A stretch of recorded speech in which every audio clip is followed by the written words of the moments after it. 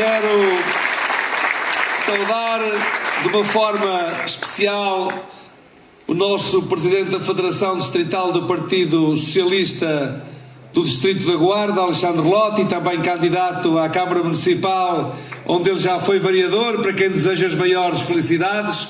Boa sorte, caro Alexandre, para a tua candidatura. Quero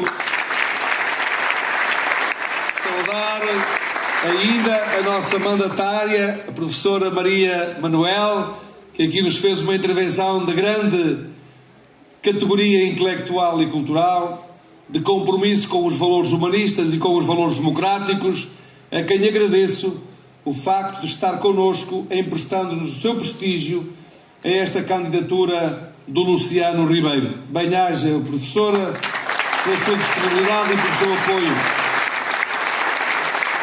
Quero ainda saudar a minha ex-colega à Assembleia da República, a Cristina Sousa, que na Assembleia da República foi sempre uma voz intranquila, no sentido em que estava permanentemente inconformada a defender a necessidade do investimento na vossa região. Ela foi uma boa deputada, é hoje uma excelente professora, a quem também quero agradecer. Permitam-me que saúde o Filipe Camelo, que pude conhecer, era ele autarca ainda em 2006. Talvez não saibam de que Baião e Ceia estiveram entre os 5 primeiros municípios, na altura com aquele que era um autarca, um jovem autarca, e com o Filipe, no conjunto dos 5 primeiros municípios que participaram no projeto Condomínio da Terra, que mais não era, com a Coercos, do que um projeto que já na altura estava a trabalhar com várias universidades para contabilizar os ativos e os passivos ambientais e aquilo que agora se chama de absorção do carbono como novas práticas ambientais, e nós estivemos nesse primeiro movimento de autarcas, nesse projeto ambiental com o município de Ceia.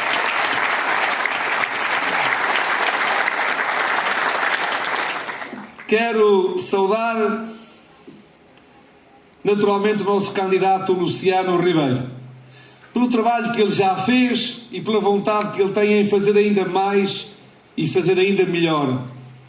Mas não queria falar dele sem antes falar daqueles que aqui o acompanham nesta candidatura.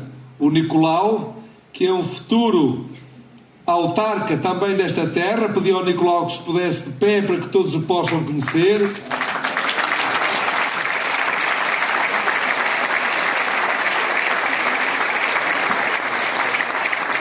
A sua irmã, a Máxima, também pedia que se levantasse.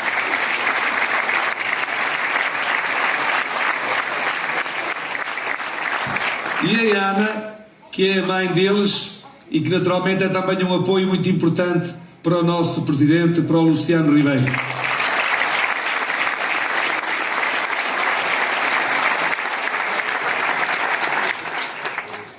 Eu diria que todos podem concordar que ninguém quer melhor à sua própria terra do que alguém que tenha a sua vida estabelecida na sua terra e a quem quer que esta terra proporcione as melhores condições de vida para os seus filhos e para aqueles que, como os seus filhos, aqui esperam viver e ter uma vida plena. E por isso, caro Luciano, as maiores felicidades para a tua candidatura para um novo mandato para servires o teu município. Quero dizer-vos que as prioridades que o Luciano apresenta para servir o seu município e a sua terra são as prioridades certas. O investimento na valorização das pessoas, na valorização e na qualificação do território, na qualificação da vida democrática e no prestígio das suas instituições. São as prioridades que ele aqui apresenta na sua candidatura. Qualificar e servir as pessoas com a aposta fundamental na escola pública, na educação. Porque é pela educação, é pela escola, é pelas famílias, naturalmente, mas a escola, tantas das vezes, substitui as famílias, porque é lá que se faz a igualdade de oportunidades, é lá que se constrói a prosperidade das sociedades de hoje, mas também das sociedades do futuro. Se nós queremos antever o futuro, a melhor forma de o fazermos é tratarmos da boa educação das nossas crianças. porque as nossas sociedades do futuro serão as sociedades com os valores que nós, enquanto famílias, enquanto comunidades educativas, enquanto escola, transmitirmos os valores que queremos que a sociedade tenha no futuro. Não queiramos ter sociedades diferentes se nós não cuidarmos das sociedades hoje, particularmente quando as nossas crianças, com 3, com 5 ou 6 anos de idade, entram nos jardins de infância ou entram no ensino básico. É aí que nós construiremos os alicerces do futuro da nossa sociedade. Essa é a razão porque nós, os socialistas, acreditamos tanto na função da escola para criar cidadãos e cidadãos informados, esclarecidos e comprometidos com os valores democráticos e com os valores humanistas. A outra prioridade tem que ver com as questões da saúde. A saúde tão vital para a nossa vida, porque uma saúde mais plena é também uma cidadania e o desenvolvimento da nossa personalidade, o desenvolvimento das nossas capacidades físicas, das nossas capacidades motoras, das nossas capacidades intelectuais, e tem muito que ver com a forma como nós tratamos desde a mais tenra idade dos cuidados materno-infantis, como nós tratamos da saúde na comunidade, como nós tratamos dos cuidados preventivos da saúde e como nós, para além da saúde, articulamos a saúde com o apoio às famílias, com o apoio aos mais idosos, por intermédio da parceria que se faz entre a Câmara Municipal e as instituições particulares de solidariedade social que procuram levar o apoio ao domicílio, as refeições ao domicílio, a higiene habitacional, mas também os cuidados de saúde primários, onde está o fundamento da sustentabilidade do Serviço Nacional de Saúde. Essa é a razão porque nós acreditamos que é nos cuidados primários de saúde que está a mais importante razão para a sustentabilidade do Serviço Nacional de Saúde no nosso país.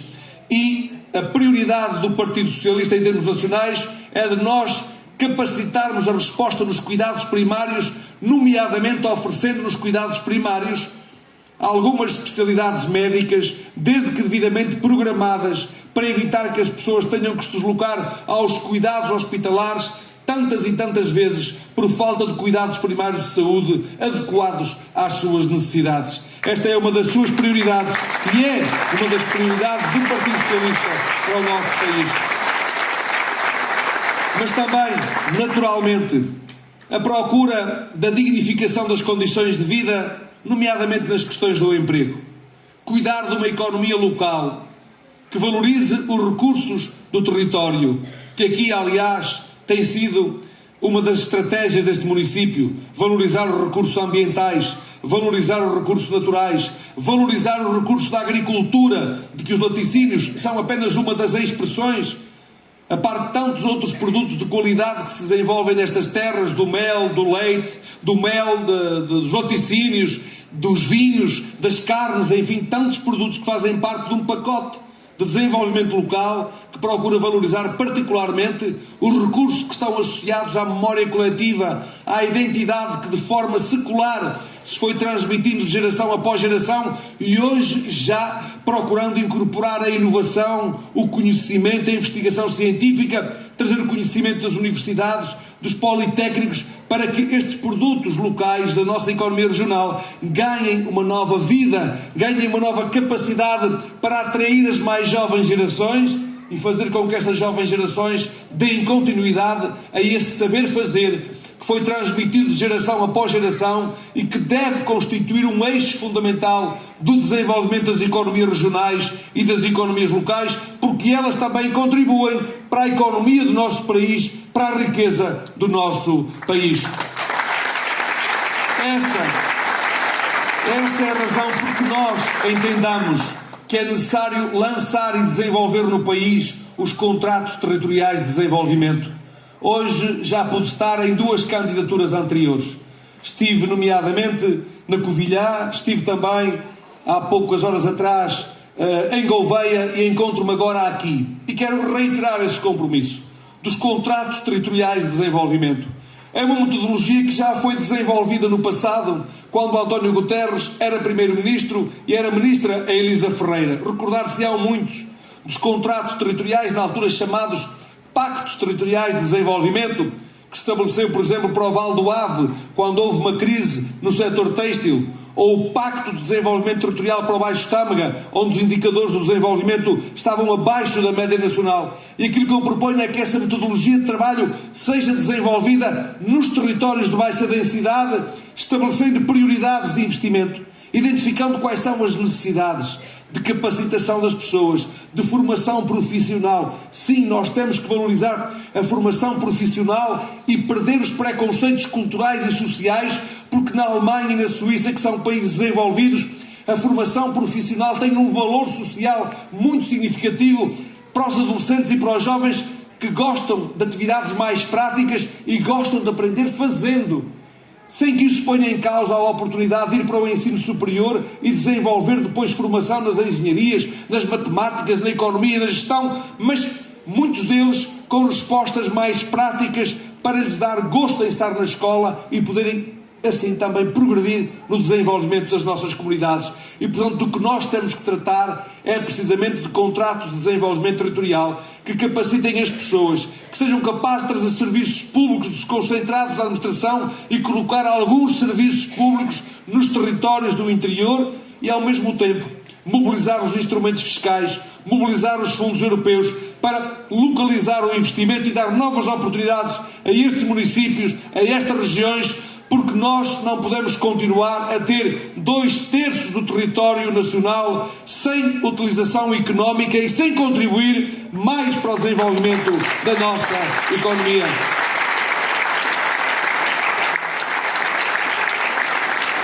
E claro está, continuando a fazer do investimento nas funções de soberania para particularmente estarmos mais preparados para quando vivemos tempos difíceis e exigentes, como tem acontecido com os incêndios. Nós tínhamos preparado no nosso governo a reforma da propriedade rústica. É uma prioridade das prioridades. Nós temos mais de 11 milhões de prédios rústicos no país. 30% dos prédios rústicos não estão ainda resolvidos em termos de heranças, porque são heranças indivisas. Deixámos ficar uma proposta quando saímos do governo, como se sabe, sem concluir a legislatura, porque muitos perguntam-nos, bem, mas afinal, estiveram no governo, porque é que não resolveram? Bom, porque tivemos 2 legislaturas que foram interrompidas, uma depois da pandemia e outra, como bem sabem, também a meio da legislatura.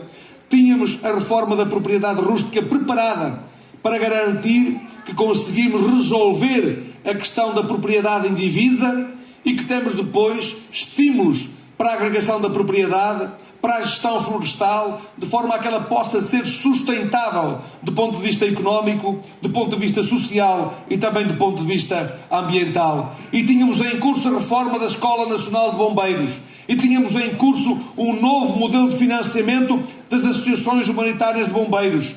E tínhamos também, em preparação na Autoridade de Proteção Civil, um fundo de investimento nas infraestruturas e nos equipamentos dos nossos bombeiros.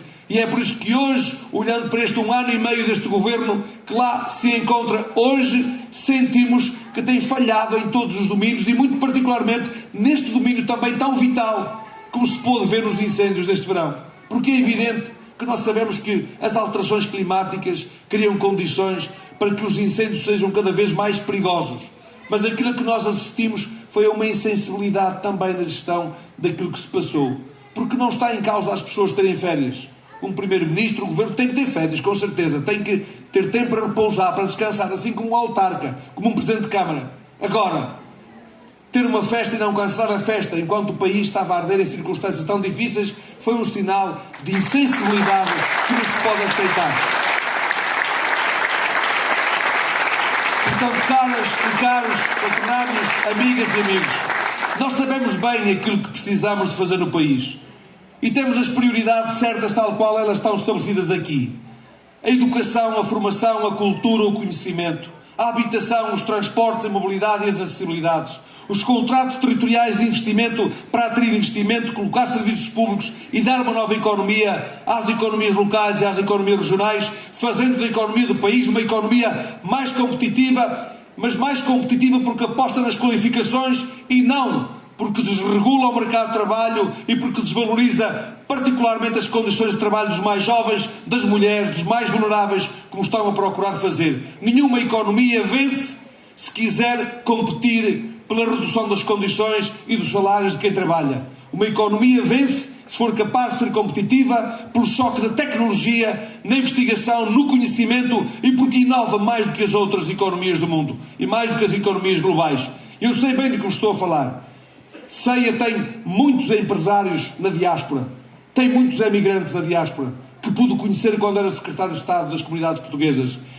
E os nossos empresários da diáspora triunfaram porque foram capazes de, além do seu trabalho, do seu esforço, foram capazes de inovar, ser mais criativos que os outros, como aliás acontece com as instituições.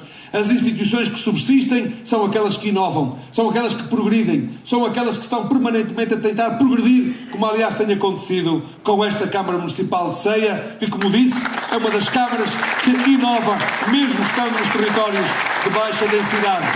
Por isso, caras e caros concidadãos, temos um autarca exemplar, o Luciano Ribeiro, com experiência feita a partir do desempenho de funções autárquicas.